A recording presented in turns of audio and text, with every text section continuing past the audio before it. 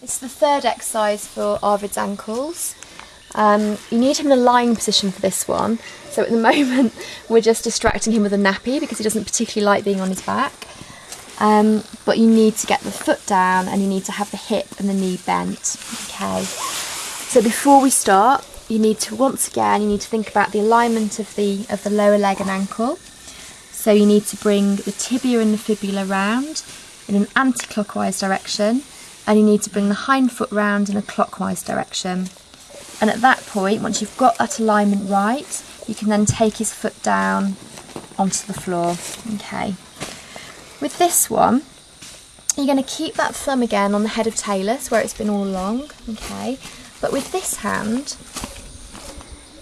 just make sure his toes are flat as well. With this hand, you're just going to place it over his femur. Okay. So just above the knee joint, and you're just gently going to try and bring the femur in that direction. So what we're actually doing is we're just drawing the tibia and the fibula forwards over the ankle joint. So it's just a slightly different way of stretching, but it sort of replicates what happens in normal walking. So it's a really nice movement for the joint. So I'm just keeping this hand really steady, really supporting the hind foot. Again, I'm not really doing much with the toes because they're very flexible anyway, so the toes are just contacting on the ground. The thumb's keeping the talus really steady, and then with this hand, we're just bringing the leg over the ankle joints.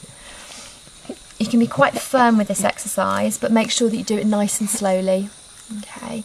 The other really good thing about this exercise is that he's getting some stimulation through the sole of his foot, which is really important to get lots of sensory feedback. Okay, and you've also got the ankle, the knee and the hip all working together. Okay, which is, again, it's a very natural way of moving.